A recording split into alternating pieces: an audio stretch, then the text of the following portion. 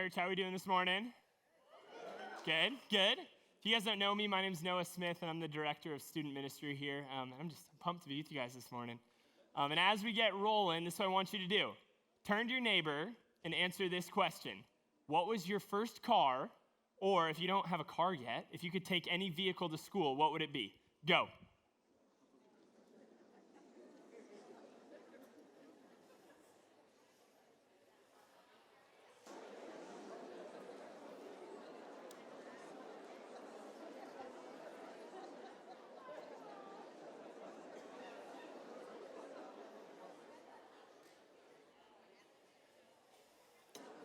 All right, so my first car was a beautiful 2002 Volkswagen Passat station wagon.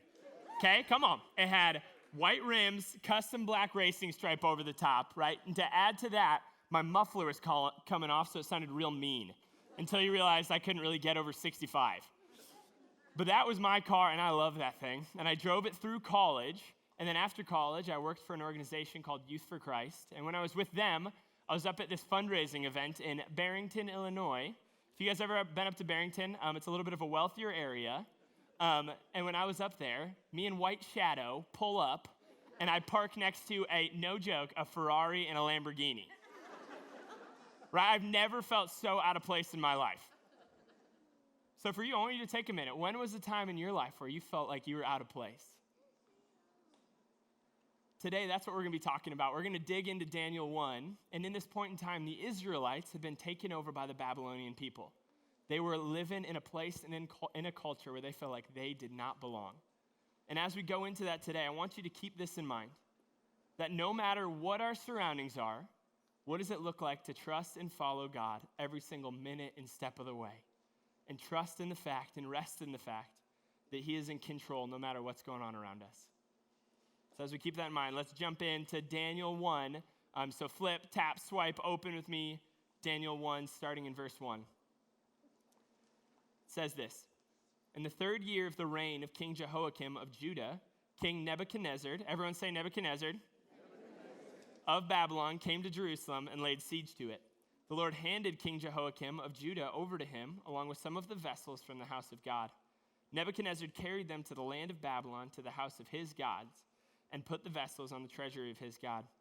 The king ordered Ashpenaz, his chief eunuch, to bring some of the Israelites from the royal family and from the nobility, young men without any physical defect, good-looking, suitable for instruction in all wisdom, knowledgeable, perceptive, and capable of serving in the king's palace. He was to teach them the Chaldean language and literature. So what's going on here, like I alluded to, is the Israelites were in exile. And if you look at Old Testament history, this is called the Babylonian exile. So it links all the way back to Leviticus 26 and the life of Moses. And there's a time when God called his people to act in a certain way and to follow his way. And they chose to do things differently, to do things their way. And as a result of that, Moses prophesies in chapter 26 about a time when the Israelites would be ruled by another kingdom and how they would be spread. And this idea of God's judgment happens because of Israel's disobedience. And if you want to talk more about God's judgment, we don't have time to get there today, but Pastor John will be here after the service. Would love to answer all your questions. So that's a little bit of what's going on is, again, the Israelites are in exile. The Babylonians come in. And it's not like they just they're in a big apartment complex and the Babylonians move next door. And it's like, oh, we're all friends. We live by each other. But instead, they came in and they conquered. It talks about how they went in verse 2, how they came in and took some of the religious things in their temple, like some of these items, and put it in the temple to their gods. And if you know the Israelites, you know that their temple, their God, was the core of who they were. So that was a signal and a sign of the Babylonians saying, hey, we're here and we're in charge.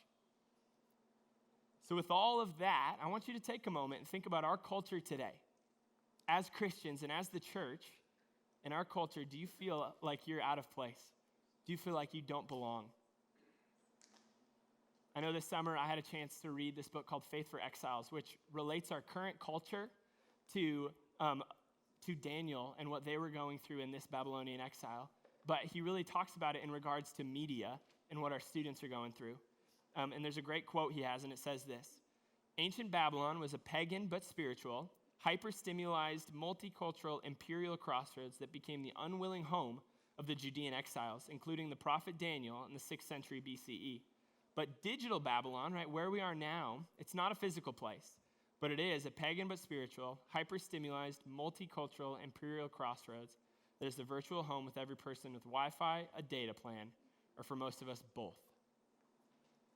So even though, as we read today, even though our lives and our surroundings don't necessarily look exactly like Daniel and the Israelites and what they were going through, in this media age that we live in, as the church, we a lot of times feel like exiles and feel like culture is telling us, hey, we have to do life their way if we want to get by.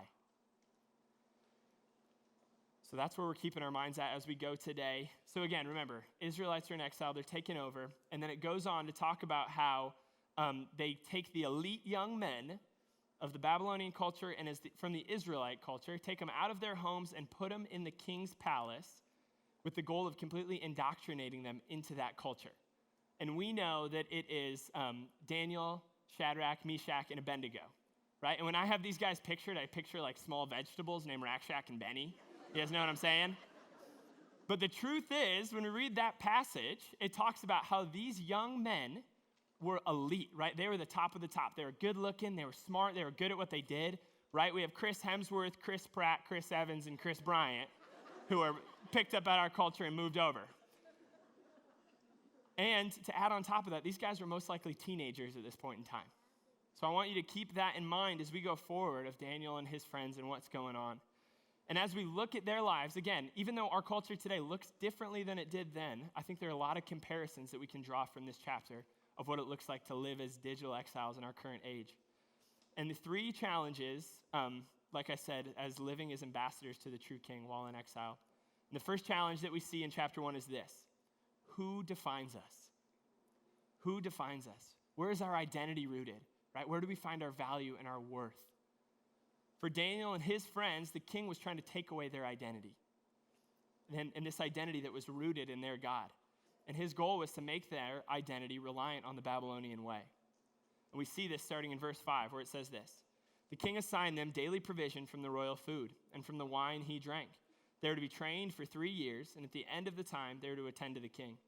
And among them, from the Judites, were Daniel, Hananiah, Mishael, and Azariah. The chief eunuch gave them names. He gave them the names Belshazzar to Daniel, Shadrach to Hananiah, Meshach to Mishael, and Abednego to Azariah. So we read this, it might not seem like a big deal, right? They're like, oh, they just had to change their names. But for the Israelites, the truth was their names had really significant meanings because their names connected and pointed back to their relationship with God and his divine character. These names really helped shape their identity and who they were. But the king, he didn't want that, right? He wanted those identities to be stripped away, and he didn't want their names to be rooted to their God. But his goal was to obliterate their religious and cultural identity in order to make them fully reliant on this Babylonian culture. And again, because of this, they were given new names that we see, names that pointed to the Babylonian gods and their priorities. And if that wasn't enough, they put them in schools and surroundings that their goal was trying to get them out of their culture and assimilate them to this new one, right? They wanted them to become Babylonians and with the goal of ultimately disconnecting them from their heritage and their God. And I think we see this. It looks a little different, but I think we see this today. I think if we go online, media tells us, right, our value, our identity comes in how many likes we get, how big of an influence we have, what kind of stuff we get, how good we look in pictures, right? Those things drive a lot of the people that we know and the culture that we have of, okay, if you're good at those things, you're valuable, you're worth it. But church, the truth is, those things distract us from the truth. If we are followers of Jesus, the truth is our identity is rooted in the fact that we are children of God. Right? I love the verse. 1 John 3:1, it says, see what great love the Father has lavished on us, that we should be called children of God. And that is what we are. When we know that our identity is rooted as children of God, we know that we no longer have to strive and work and find validation on things in this world, right? Because that's exhausting. But the truth is that God sees us in what Jesus has already done for us. And that we no longer have to work and strive to find our identities in what culture says, but we can rest in the fact of who our God says we are. Something that's been really helpful for me in understanding who God is, this quote by A.W. Tozer, and it says, what comes to mind when we think about God is the most important thing about us. For me, when I first heard this, I was in a seminary class, in a theology class, and I read that and I thought, okay, what's the first thing that comes to my mind? Well, I think of God as Father. He's up in heaven, he loves me, he cares about me, right? He created me. Like that was my initial reaction. But as we were walking through this class, we were actually in a section on the Trinity, which I thought was interesting. And it helped me understand and realize a little more of like God is so much greater and deeper than I was thinking about in those moments, right? God is Father who loves us and cares about us and is there for us. But God is also equally Jesus, who came down to this earth, who did it perfect, who died on the cross to make a way for us to be right with him, and is now seated on the right hand of the Father, fighting for us every day.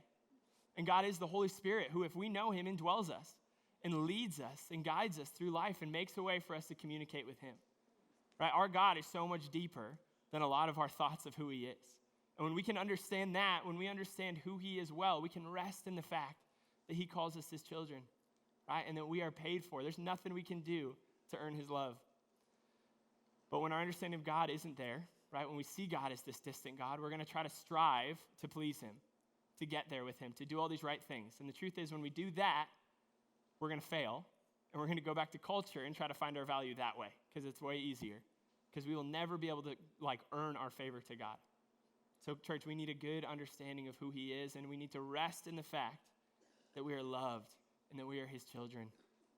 For Daniel and his friends, they knew that their names were not the core of their identity, but their identity rested in the way that God sees them and in knowing the truth about the God that they follow, his power and his sovereignty amidst this exile that they were living in. And for us, like I said, at the end of the day, our name, right, our value, our worth, our purpose, our identity is rooted in who God says we are.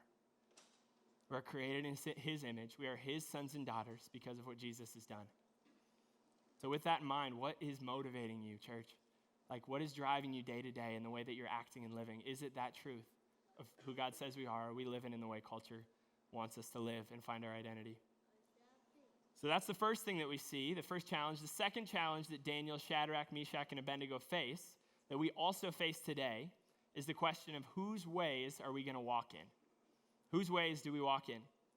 We always have the choice throughout our lives of walking in the ways God calls us to or walking in the way culture says we should do things. And for Daniel and his friends, they were up against a decision like this as well, and we see this in verse 11. It says, so Daniel said to the guard whom the chief eunuch had assigned to Daniel, Hananiah, Mishael, and Azariah, please test your servant for 10 days. Let us be given vegetables to eat and water to drink. Then examine our appearance and the appearance of the young men who are eating the king's food, and deal with your servants based on what you see. He agreed with them about this and tested them for 10 days. At the end of 10 days, they looked better and healthier than all the young men who were eating the king's food. So the guard continued to remove their food and the wine they were to drink and gave them vegetables. So I think we hear about this passage all the time. Like we even make diet plans after it. Seems kind of wild. But so what's going on here is Daniel and his friends were forced to make a decision to eat the king's food or do something differently. And for us, it might not seem like a big deal. Like, why did they do that? Well, the king's food for the Israelites in the Old Testament was most likely unclean for one of two reasons. One would have been it was pork, and for the Israelites, that was deemed unclean in the Old Testament. They couldn't eat it. Or the food that they were to be given was already sacrificed to idols, so then it was deemed unclean, and they couldn't eat it. So then they're forced to make a decision. And this might, again, we read this and we're like, oh yeah, they eat vegetables, that's fine. But remember what's going on. Daniel and his friends are going up against the elite young men of Babylon, and they're in competition with each other, really. And if I was in competition with a bunch of other young, strong guys, I would want to be eating meat, right? Protein, that's how we get big and strong. But that's not what they did here, right? They said, God, we trust your ways, we trust your law and your rule more than we trust what really kind of makes sense here, right? We trust that you're going to make us big and strong while eating vegetables. For our lives, are there situations where culture is telling us, hey, you need to live this way, right? If you want to make a difference, you need a presence online, or if you want to make a difference, you have to be at this or that, or you need to have these things. And the truth is, a lot of those things, they might not be bad in and of themselves, but when they separate us from our God and in that relationship, then what does it look like to trust him and follow him and do something different in order to stay close to him and keep our eyes focused on what he's called us to? We need to trust God in those moments that he is going to make a way, even when it might not make sense, and he's going to come through in the end. We just need to trust that. We need to follow him. And another thing that I love about this point is that Daniel and his friends, they didn't just say like, hey, we can't eat this food the king's been given, so figure it out, see you later. But instead, they offer a solution. And I think we miss that sometimes as Christians. Sometimes we say, hey, I can't be a part of this or that, or this is bad, and we just like step back. But what would it look like as a church and as a culture if we offered a better solution? So for example, I have a little son. His name is Jed. Jed's going to be 9 months old this week. And the other day, Jed was playing in our living room, and he had this little foam ball, and he was chewing on it, and eventually like the foam started coming out. So I was like, okay, you probably shouldn't eat that. So I grabbed the ball away from Jed, and he's hanging out for like 15 seconds maybe, and then he's on the move, and he is like making a beeline towards a power cord, right?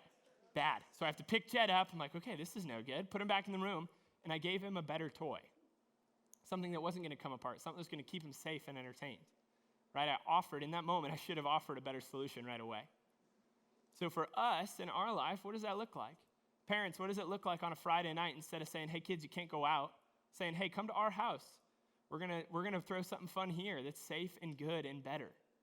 In our communities, instead of just saying, well, we can't do that, what does it look like to offer a better solution that makes an impact in our community that people love to be a part of? Church, we need to make a difference in that way. We need to offer better solutions, and we also need to trust God's ways even when it doesn't make sense sometimes, and trust that he's going to provide in those moments.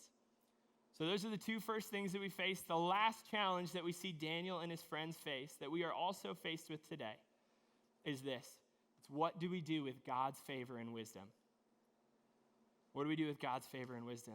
Because church, the truth is, if you know Jesus, if you have a relationship with him, the Holy Spirit lives in you, and he's going to show up, and he's going to move in your life in different ways. And how are you going to respond to that when he shows up? For Daniel and his friend, God blesses them with wisdom, and let's see how they respond. We see in verse 17, God gave these 4 young men knowledge and understanding in every kind of literature and wisdom. Daniel also understood visions and dreams of every kind. And at the end of time that the king had said to present them, the chief eunuch presented them to Nebuchadnezzar. The king interviewed them, and among all of them, no one was found equal to Daniel, Hananiah, Mishael, and Azariah. So they began to attend to the king in every manner of wisdom and understanding that the king consulted them about. He found them 10 times better than all the magicians and mediums in the entire kingdom. Daniel remained there until the first year of King Cyrus. So what's going on here? Remember what's going on is Daniel and his friends are in exile. They're in this foreign land, and then God is moving and working in their lives, and then he continues to move by blessing them with wisdom, knowledge, and understanding of every kind. And I read this, and I think, okay, if I was Daniel, and I was captured, I was taken by the king, and I'm in his palace, and I had wisdom, I'd try to take over, right? I tried to figure a way out of this thing and make Israel reign on the throne, right? But that's not what Daniel and his friends did. In verse 19, we see that the wisdom that God gave them led them to attend to the king, to work hard, to be excellent in what they did. And if you read the rest of Daniel, they used this wisdom and favor to love on others and make an impact in their community, even when they didn't necessarily agree with everything the Babylonians were doing. I think wisdom is a funny word that we kind of mess up in church sometimes. I think we think about knowledge when we think about wisdom, but I think it's a lot deeper than that. Last week, I had a chance to sit down with Pastor Josh, and this was his definition of wisdom that I loved.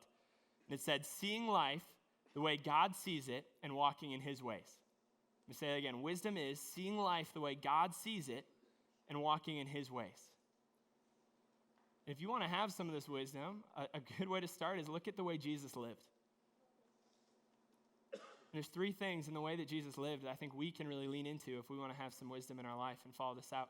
The first one is we need to seek God all the time. If you look at the way Jesus lived, he always was like, God, what do you have for me? And he was always getting away to spend time with his Father. In our lives, if we want wisdom, we need to know God's voice well, and we need to spend time with him. The second thing that he does is he loves other people extremely well. And the other people that he loved, they weren't the religious people, right? He was actually pretty tough on the Pharisees. But he loved sinners and tax collectors and prostitutes. He went into their communities and he made an impact and loved them well. Are we doing that? And the last thing that Jesus did in regard to wisdom is he trusted that God was in control, even to death on a cross. He trusted that God was going to work and use that even in his darkest hour. Are we trusting that God is in control even when things seem tough? And the truth is, church, maybe you're reading this and you're like, okay, we don't have wisdom like Daniel, and we're not Jesus. But the truth is, like I said, if you know God, you have the Holy Spirit in you. And he's going to use that to direct you and help give you discernment. And also, we have Scripture. Like, God's given us a roadmap of, okay, this is how we should live. And how are we using those things to point others to him and to make an impact in our communities? Because I think sometimes we mess up this idea of wisdom by just making an online post or digging into theology. But wisdom, it should lead us to loving others and making a difference where we're at. If we want to do that, we need to lean into God. We need to trust him in the moment. We need to know his voice, and we need to lean on the truth that he is in control and he's going to work in his timing. So these three challenges that we see, the first one is who says who you are? Where is your identity and your value rooted? Right? What is driving you and motivating you as you live? The second one is whose ways you're going to follow. Are you going to live in the way culture says you need to do things? Or are you going to lean into what God says and follow his ways? And the third thing is, how are you stewarding this wisdom and truth that God has given us? How are you using it to make an impact in your communities and those around you? And with these three things, I think there are three more good ways that we can live these concepts out practically. The first one is this: we all need community. Turn to your neighbor, say, you need community. Need it.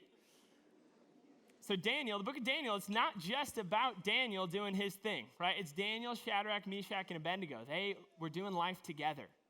In chapter 2, I love how Daniel goes to his friends and asks them to earnestly pray for him so that he can interpret the king's dreams.